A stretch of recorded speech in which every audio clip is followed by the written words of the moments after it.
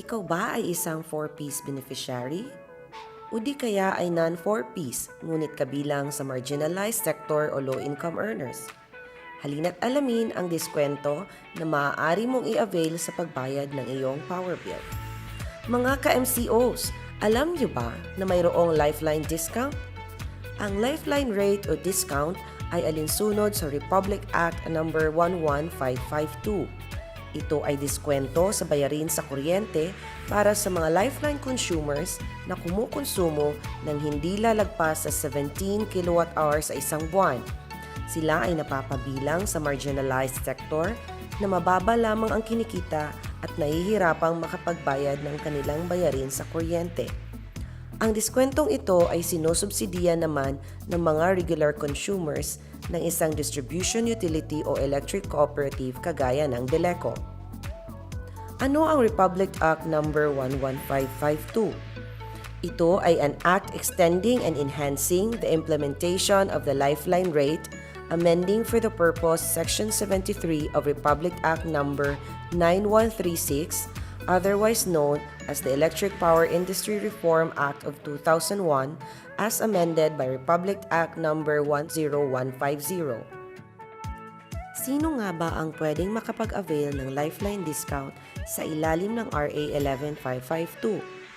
Sila ay ang mga sumusunod: mga kabilang sa 4-piece o Pantawid Pamilyang Pilipino program ng DSWD at mga Qualified Marginalized End Users o QMEs na napapabilang sa mga namumuhay ng mas mababa kaysa poverty threshold ayon sa batayan ng Philippine Statistics Authority. Kinakailangan din na hindi tataas sa 17 kWh ang buwanang konsumo ng QME na may residential connection at nakapangalan sa aplikante ang metro o account ng kanilang power service connection. Sino naman ang mga hindi kwalipikado na mag-avail ng Lifeline rate o discount? Una ay yung mga marginalized end users na nakatira sa condominiums o subdivision projects maliban sa mga housing at resettlement projects na kabilang sa proyekto ng gobyerno at yung mga nag-a-avail ng net metering services. Pangalawa, mga MCOs na may konsumo na mababa kaysa consumption threshold na 17 kWh pero hindi itinuturing bilang QME o Qualified Marginalized End User. At pangatlo, mga MCOs na nahatulan sa paglabag ng Republic Act No. 7832 o Anti-Pilferage of Electricity and Theft of Electric Transmission Lines Materials Act of 1994. Ano ang mga requirements sa pag-apply para makapag-avail ng Lifeline rate o discount? Kung ikaw ay kabilang sa 4-piece, isumite ang mga sumusunod: application form na makukuha sa pinakamalapit na opisina ng Beleco, latest power bill, at valid government-issued ID na may perma at address. Para naman sa non-4-piece na new applications, kakailanganin ang mga sumusunod: application form mula sa Beleco, latest power bill, valid government-issued ID na may perma at address, at certification mula sa Local Social Welfare and Development Office na nagpapatunay na ang aplikante ay kabilang sa marginalized sector o namumuhay sa ilalim ng poverty threshold at inisyo ito sa loob ng nakaraang 6 na buwan.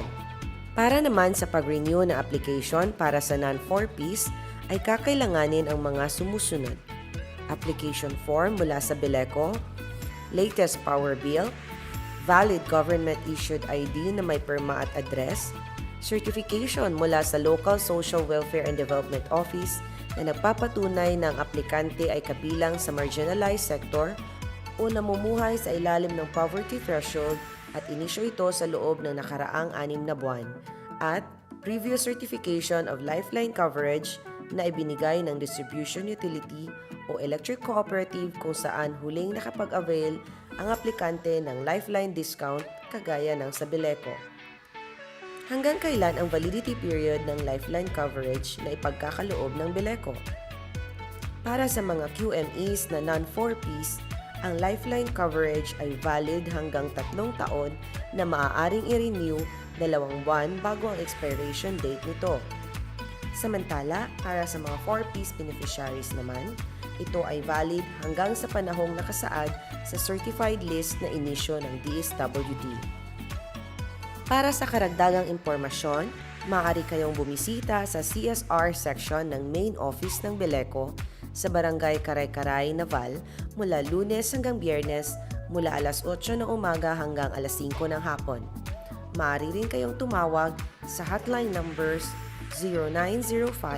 0905-255-9119 o 0948-674-9991 o di kaya sa landline numbers 500-9042.